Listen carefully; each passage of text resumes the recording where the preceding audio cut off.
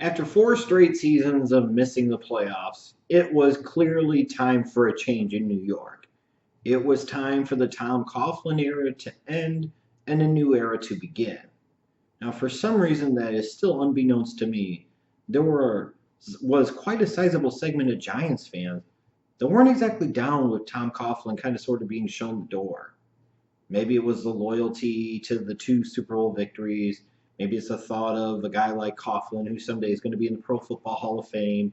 The fact that even if the team wasn't all that good, you look at the talent, the team just wasn't that good, and who else was going to get anything better out of them? And you just don't get quality coaches like Coughlin to come down the pike all the time. And in part, I got it and I understood it. But at the end of the day, at some point in time, there has to be an expectation for performance there. And you can't forever coast on 2 previous Super Bowl titles, surrounded by, frankly, a lot of mediocre to bad football in New York. And after 4 straight years of missing the playoffs, you start to lose the validity of the argument that Tom Coughlin should stick around. Because if you say, well, how much worse can it get? Frankly, there's nothing worse in the NFL than being a mediocre team. Because you're not bad enough to get a marquee draft pick, you're not good enough to be in the playoffs and in particular contend for a championship. You either go all the way with your suck or you go all the way with your greatness. Anything else in between, and if you're not really progressing, you're just kind of staying in that one spot or regressing. You're just staying in that one area, that kind of 6-10 to 8-8, 9-7 type of bubble. You're in the worst possible spot you could possibly be in the National Football League. So I thought it was ridiculous when so many people, especially Giants fans, were angry about Coughlin being let go. It was time, brother. It was time. And at some point in time, you have to set an expectation in the organization that you have to make the playoffs.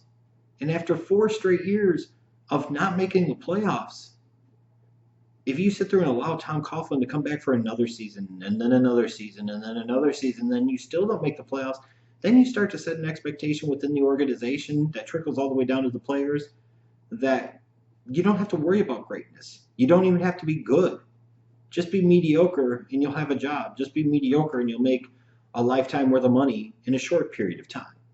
And you can't have that. There has to be a message sent at some point in time. And the message being that even if you are a future Hall of Fame coach like Tom Coughlin is, based off of his work with Jacksonville and especially in New York, at the end of the day, if you don't produce, anybody can be shown the door. And sometimes that's the most powerful message you can send. On top of that, getting a new voice in. And even though they fired Tom Coughlin and they promoted from within Ben McAdoo, their offensive coordinator, it's still different leadership. It's still a different voice, all the while keeping some continuity in place, which can sometimes be a tricky balance to achieve. Now, I will give the Giants a lot of credit for what they did this past offseason because they made the right move and got Coughlin to leave, promoted Ben McAdoo, and then they went out and spent some money in free agency to compensate for the less than stellar drafting they've had in recent years to help fill some of the voids on that team, in particular on the defensive side of the ball. They spent huge money on Olivier Vernon, huge money on Janoris Jenkins, decent money on Damon Snacks Harrison. It was clearly a concerted effort to improve that defensive side of the ball, to again make up for some of the deficiencies in talent and depth on the defensive side of the ball that came from some years of not drafting all that particularly well on said defensive side of the ball. And early on, you can sit there and for those that weren't big fans of the Coughlin firing resignation, whatever you want to call it, the forced resignation, the 2-3 start didn't do a whole lot to make you sit there and say, hey, this is looking good or things are getting better or things are going to be better. Because in that 2-3 start, they kind of in some ways look like the Giants of old. They found a way to beat the Cowboys in week number 1, but that was because Terrence Williams didn't go out of bounds. But after going 2-0, and then you're at 2-3, Eli looks terrible. The defense isn't great. The offense struggles to run the ball. OBJ's doing stupid shit.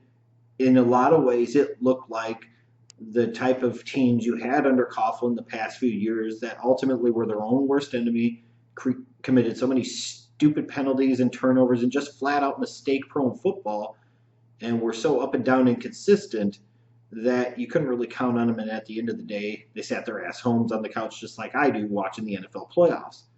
But then they pulled it together. They pieced together a stretch of 6 straight wins against non-playoff teams, mind you. So they took advantage of a really soft part of their schedule. Baltimore, the Rams, the Eagles, the Bengals, the Bears, the Browns. And that was not exactly a murderer's row of schedule.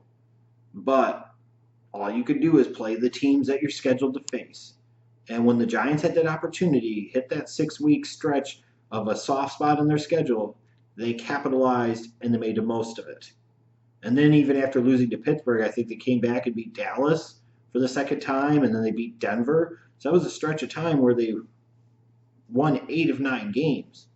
I mean, coming off of a 2-3 start, that's pretty good stuff. That's really good stuff, actually. And, by the time we got to the end of the regular season in particular, what I will always give this 2016 Giants team credit for was in week 17, you're playing the Redskins. As the Giants, you've already clinched the number 5 seed in the playoffs. You can't win your division. You can't improve your seeding. You're going to have to go on the road in the opening round no matter what you do. You're not going to be a 6 seed. You're not going to be a 4 or 3 seed. You're going to be the 5 seed. You really honestly have nothing to play for. Meanwhile, a divisional rival like the Redskins, if they win, they're in.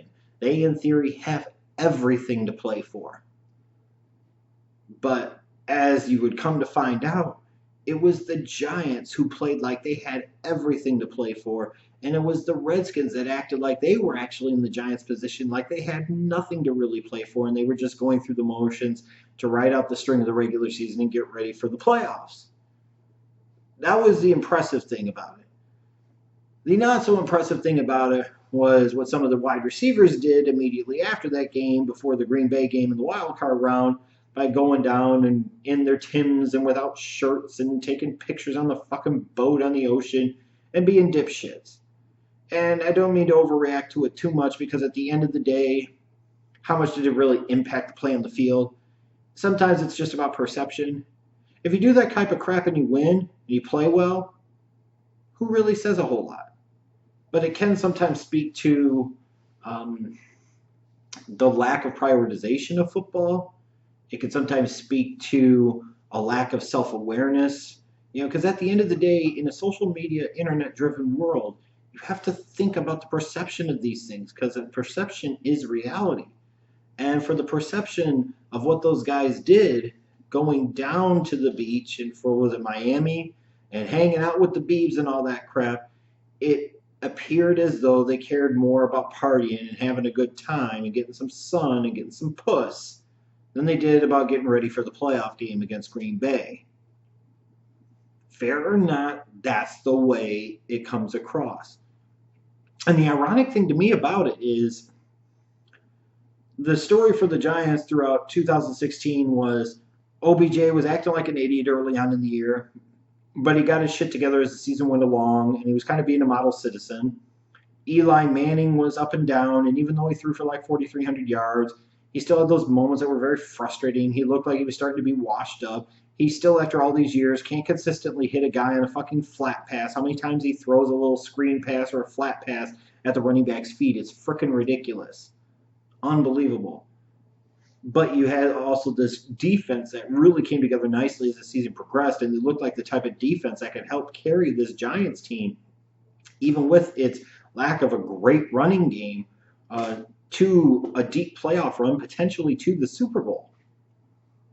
But then that playoff game against the Packers happens, and the Giants' defense, as the game goes along, kind of falls apart. And sometimes, when you give up a Hail Mary right before halftime, maybe that's an indication that game is not going to go your way.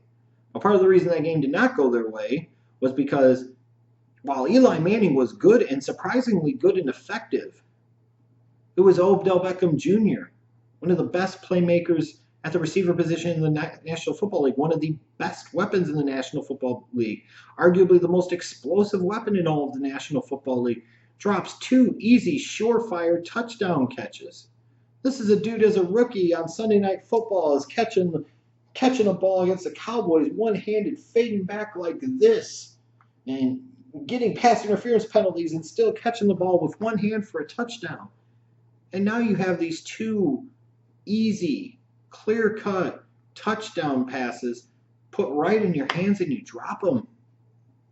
I mean, so at the end of the day, even though this team showed some major improvements in 2016, even though they got to the playoffs, they still in a lot of ways were the same old Giants.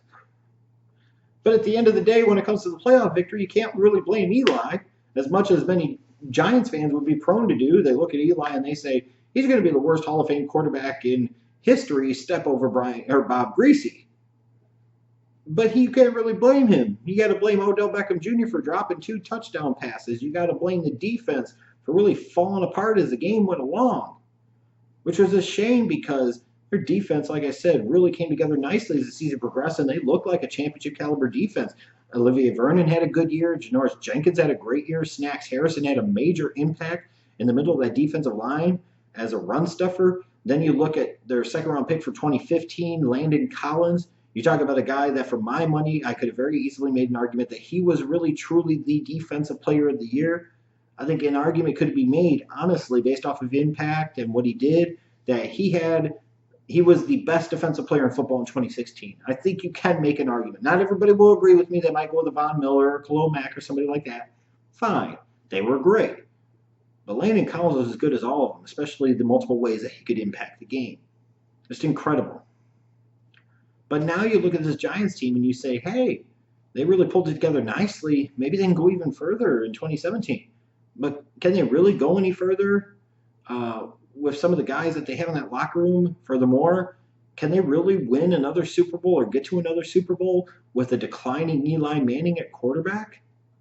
And then to top it all off, this is a challenging offseason for the Giants too, because after a couple of years where they've spent some large sums of money in free agency, now they only have about $15 million in salary cap space. You've got guys like Jason Pierre-Paul and Jonathan Hankins set to hit the free agent market. You know, you hate to lose both of those guys on that defense. You'd like to be able to keep one. You'd really like to be able to keep both. But based off of the salary cap situation for New York, will they be able to do so? They need to do so, but will they be able to do so? And what's really sucks about it for the Giants is they've kind of pigeonholed themselves into a situation as an organization that now that Odell Beckham Jr. has been in the league 3 years, you can now go in and renegotiate with him and you can extend him a long-term contract. And in theory, that's what good organizations would want to do, is take a guy like Odell Beckham Jr., knowing that he's a superstar franchise, potentially future Hall of Fame player, and you want to lock him up and you want to make him a Giant for life.